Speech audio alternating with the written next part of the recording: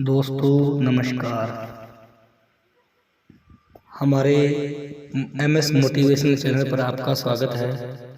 अगर आप नए हैं तो आप इस चैनल को शेयर और सब्सक्राइब करें। दोस्तों आज हम बात करेंगे गंगा जन्म की कथा की।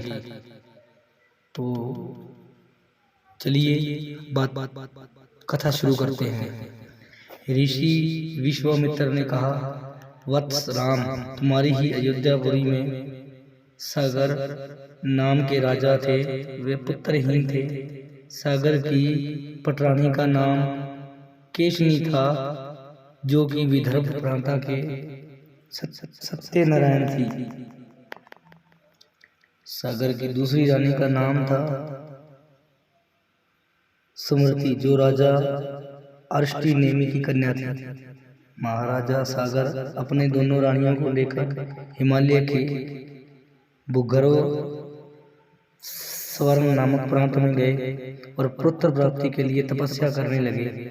उनकी तपस्या से महर्षि भृगु प्रसन्न हुए। उन्होंने वर दिया कि मैं तुम्हें अनेक पुत्रों की प्राप्ति होगी। दोनों रानियों में से एक का केवल एक ही पुत्र होगा, जो कि वंश को बढ़ाएगा। दूसरी के 60,000 पुत्र होंगे। कौन सी रानी कितने पुत्र चाहती है, इसका निर्णय वैसे आपस में मिलकर कर लें। केशनी ने वंश बढ़ाने वाले एक पुत्र की कामना की। गरुड़ की भागनी सुमति ने 60,000 बलवान पुत्रों की। कुछ काल के पश्चात रानी केशनी ने ऐसंस नामक पुत्र को जन्म दिया। रानी सुमति के गर्भ से एक तुम्बा निकला, जिसमें फोड़ने पर छोटे छोटे 60,000 पुत्र निकले। उन सब का पालन पोषण घी के घड़ों में रख कर किया गया। काल चक्र व्यतीत होता गया। सभी राजकुमार युवा हो गए। सागर का ज्येष्ठ पुत्र समझ बड़ा दुराचारी था। उसने नगर के बालकों को सरयू नदी में फेंककर उनमें डूबते देखने में बड़ा आनंद आता था। इस दुराचारी पुत्र से दुखी होकर सागर ने उसे अपने राज्य से निर्वासित कर दिया। समझ से कि आशुमान नाम का एक पुत्र था। आशुमान अत्यंत सदाचारी और पराक्रमी था। एक दिन राजा के सागर के मन में अश्वमेध यज्ञ कराने का विचार आया। शीघ्र ही उन्होंने अपने इस विचार को कार्य रूप से परिणत कर दिया। राम ने ऋषि विश्वामित्र से कहा, गुरुदेव, मेरी रुचि अपने पूर्वज सागर की यज्ञ गाथा को विस्तार पूर्वक सुनने में है। अंत कृपा करके इस वृत्तांत को पूरा सुनाइए। राम के इस प्रकार से जिज्ञासा व्यक्त करने पर ऋषि विश्वामित्र प्रसन्न होकर कहने लगे, राजा, सागर ने हिमालय व विंध्याचल के बीच में हरितमयुक्त भूमि पर एक विशाल यज्ञ मंडप का निर्माण करवाया। फिर अश्वमेध यज्ञ के लिए श्याम कर्ण घोड़ा छोड़कर उसकी रक्षा के लिए पराक्रमी अश्वमान को सेना के साथ उसके पीछे पीछे भेज दिया। यज्ञ की संभावित सफलता के परिणाम की आशंका से भयभीत होकर इंद्र ने एक राक्षस का रूप धारण किया। उस घोड़े को चुरा लिया। घोड़े की चोरी की सूचना पाकर सागर ने अपने 60,000 पुत्रों की आज्ञा दी कि घोड़ा चुराने वाले पकड़कर या मारकर घोड़ा वापस लाओ। पूरी पृथ्वी खोजने पर जब घोड़ा नहीं मिला, इस आशंका से किसी ने घोड़े को तय खाने में छुपा रखा। सागर के पुत्रों ने संपूर्ण पृथ्वी को खोजना आरंभ कर दिया। अनेक इस कार्य में असंख्य भूमिगत निवासी प्राणी मारे गए। खोते खोते पाताल तक जा पहुंचे। उनके इस निष्कृत्य के विषय में देवता ने ब्रह्मा जी को बताया, तो ब्रह्मा जी ने कहा, राजकुमार क्रोध एवं मद में अंधे होकर ऐसा कर रहे हैं। पृथ्वी की रक्षा कर दायित्व कपिल ऋषि पर है, इसलिए वे इस विषय में अवश्य ही कुछ न कुछ करेंगे। पूरी पृथ्वी को खोदने के बाद जब घोड़ा उसको चुराने वाला चोर नहीं मिला, तो निराश होकर राजकुमार ने इसकी सूचना अपने पिता को दी। क्रुद्ध सागर ने आदेश दिया, घोड़े को पाताल में जाकर ढूंढो। पाताल में खोजते खोजते वे सनातन वासुदेव कपिल के आश्रम में पहुंच गए। उन्होंने देखा कि कपिल देव तपस्या में लीन हैं। उन्हीं के पास यज्ञ का वह घोड़ा बंधा हुआ है। उन्होंने कपिल मुनि को घोड़े का चोर समझकर उनके दुर्वचन कहे, उन्हें मारने के लिए दौड़े। सागर ने इन कुकृत्यों से कपिल मुनि की समाधि भंग हो गई। उन्होंने क्रुद्ध होकर सागर के उन सब पुत्रों को भस्म कर दिया। ऋषि विश्वामित्र ने आगे कहा, बहुत दिनों तक अपने पुत्रों की सूचना नहीं मिलने पर महाराजा सागर ने अपने तेजस्वी पुत्र अंशुमान को अपने पुत्रों तथा घोड़ों का पता लगाने के आदेश दिया। वीर अंशुमान शास्त्रों से सुसज्जित होकर अपने चाचाओं के द्वारा बनाए मार्ग से पाताल की ओर चल पड़ा। मार्ग में मिलने वाले पूजनीय ऋषि मुनियों को यथोचित सम्मान करके अपने लक्ष्य के विषय में पूछता हुआ उस स्थान पर पहुंच गया जहां पर उसके चाचाओं के वशीभूत होकर शरीरों की राख पड़ी थी, भस्मीभूत शरीरों की राख पड़ी थी।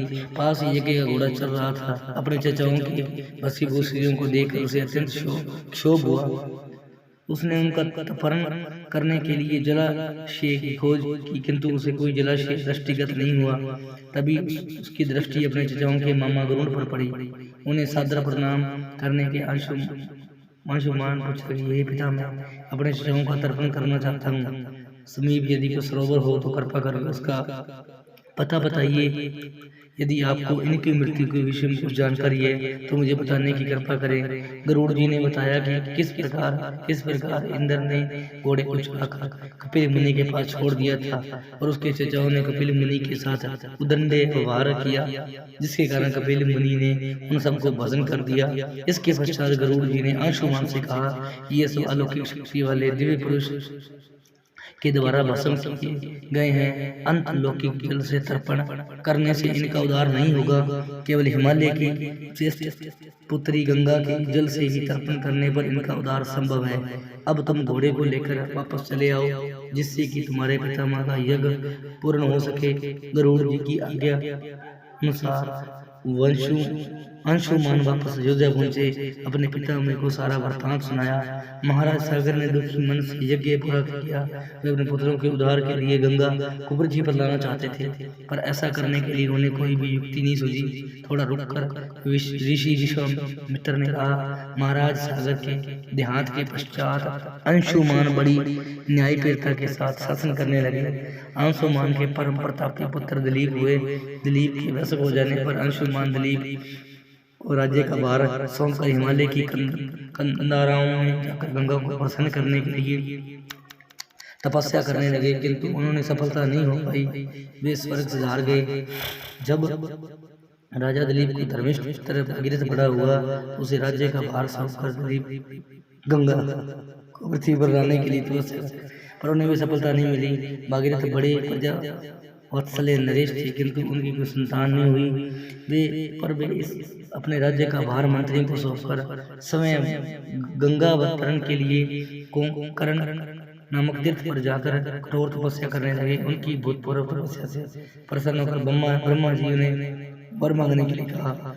भागीरथ ने ब्रह्मा से कहा, हे प्रभु, यदि आप मुझ पर प्रसन्न है तो मुझे यह वर दीजिए कि सागर के पुत्रों को मेरे प्रयत्न से गंगा का जल प्राप्त हो, जिससे कि उनका उद्धार हो सके।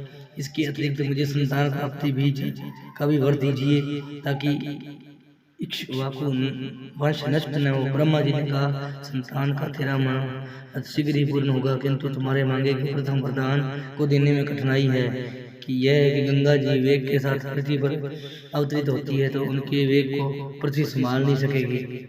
गंगा जी के वेग को संभालने के लिए क्षमता महादेव जी के अतिरिक्त किसी में नहीं है। इसके लिए तुम्हें महादेव जी को प्रसन्न करना होगा। इतना कहकर ब्रह्मा जी ने अपने लोग चले गए। भागीरथ ने साहस नहीं छोड़ा। वे एक वर्ष तक पैर के अंगूठे के सहारे खड़े होकर महादेव जी की तपस्या करते रहे। केवल वायु के अतिरिक्त उन्होंने किसी अन्य वस्तु का भक्षण नहीं किया। अंत में इस महान शक्ति से प्रसन्न होकर महादेव जी ने भागीरथ को दर्शन दिए। कहा, हे भक्त श्रेष्ठ, हम तेरी कामना पूरी करने के लिए गंगा जी को अपने मस्तक पर धारण करेंगे। इसकी सूचना पाकर विवश होकर गंगा जी को सुरलोक का परित्याग करना पड़ा। उस समय वे सुरलोक से कहीं जाना नहीं चाहती थी, इसलिए यह विचार करके वे अपने प्रचंड वेग से शिव जी बहाकर पाताल लोक ले जाऊंगी। भयानक वेग से शिव जी के सिर पर अवतरित हुई। गंगा का यह अहंकार महादेव जी से छुपा न रहा। महादेव जी ने गंगा को वेगवती धाराओं को अपने जटा में उलझा दिया। गंगा जी ने अपने समस्त प्रयत्नों के बाद भी महादेव जी के जटाओं से बाहर नहीं निकल सकी। गंगा जी इस प्रकार शिव जी की जटाओं में विलीन होते देख भागीरथ ने फिर शंकर जी की तपस्या की। भागीरथ ने इस तपस्या से प्रसन्न होकर भगवान शंकर ने गंगा को हिमालय पर्वत पर स्थित बिंदुसर में छोड़ा। छोड़ते ही 7 धाराओं में बंट गई। गंगा जी की 3 धाराएं हार्दिनी, पावनी, नलिनी पूर्व की ओर प्रभावित हुई। सुचक्षु, सीता और सिंधु नामक की 3 धाराएं पश्चिमी और बही और 7वीं धारा महाराज भागीरथ के पीछे पीछे चली। जिधर जिधर भागीरथ जाते उधर उधर ही गंगा जाती। स्थान स्थान पर देव, यक्ष, किन्नर, ऋषि, मुनि आदि उनके स्वागत के लिए एकत्रित हो गए। जो भी उस जल का स्पर्श करता हुआ पाव बाधाओं से मुक्त हो जाता। चलते चलते गंगा जी उस स्थान पहुंच गई जहाँ ऋषि यज्ञ कर रहे थे। गंगा जी अपने वेग से उनके यज्ञशाला को संपूर्ण सामग्री के साथ बाहर ले जाने लगी। इससे ऋषि को बहुत क्रोध आ गया। उन्होंने खुद होकर गंगा का सारा जल पी लिया। यह देख समस्त मुनियों को बड़ा विस्मय हुआ और वे गंगा जी को मुक्त करने के लिए उनकी स्तुति करने लगे। उनकी स्तुति से प्रसन्न होकर जहनु ऋषि ने कहा, गंगा जी को अपने कानों से निकाल दिया और अपनी पुत्री के रूप में स्वीकार कर लिया। तब से गंगा जावी कहलाने लगी। इसके पश्चात वे भागीरथ के पीछे चलते चलते समुद्र तक पहुंच गई और वहां से सागर के पुत्रों का उद्धार करने के लिए रसातल में चली गई। उनके जल के स्पर्श से भस्मीभूत हुए सागर के पुत्रों निश्चय पाप होकर स्वर्ग हो गए। उस दिन से गंगा के 3 नाम हुए, थगा, जावी और भागीरथी। हे रामचंद्र, कपिल आश्रम में गंगा के पहुंचने के पश्चात ब्रह्मा जी ने प्रसन्न होकर भागीरथ को वरदान दिया कि तेरे पुण्य के प्रताप से इस गंगा जल से जो भी मनुष्य स्नान करेगा या इसका पान करेगा वह सब प्रकार के दुखों से रहित होकर अंत में स्वर्ग को प्रस्थान करेगा।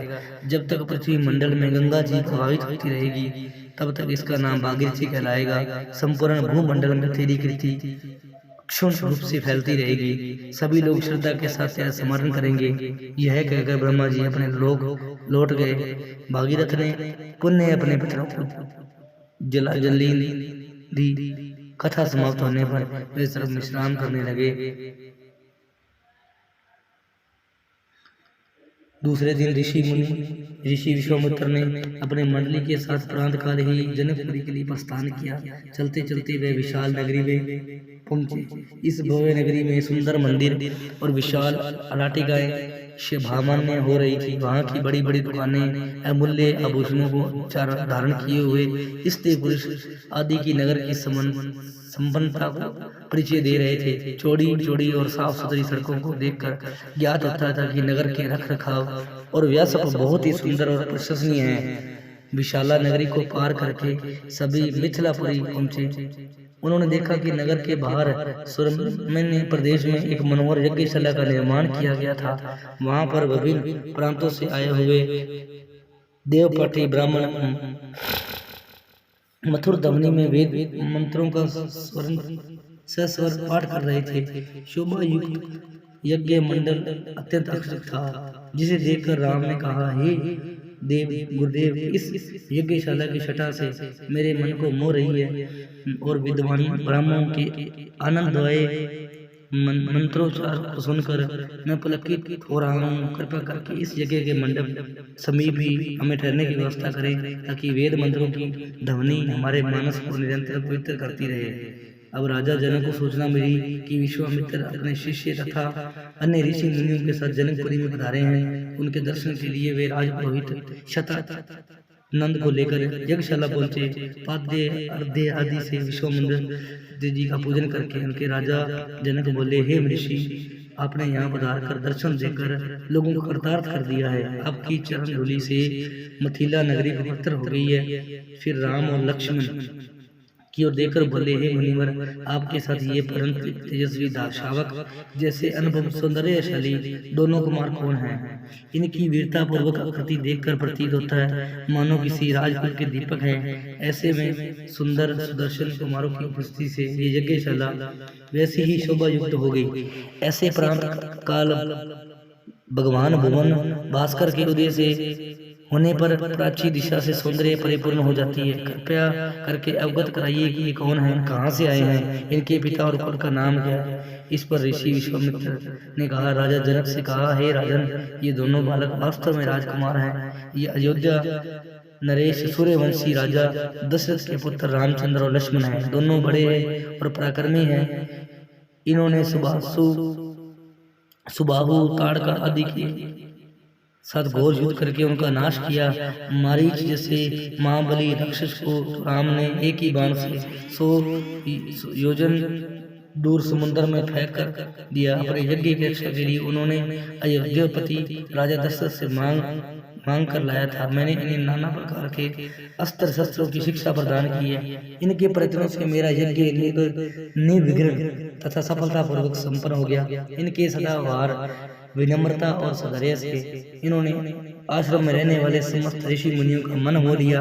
आपके इस महान धनुष यज्ञ को उत्सव दिखाने के लिए मैंने यहाँ लाया हूँ। इस वृतांत को सुनकर राजा जनक बहुत प्रसन्न हुए और उन्हें सबके ठहरने के लिए यथोचित व्यवस्था कर दी। तो दोस्तों, ये गंगा की कथा थी। गंगा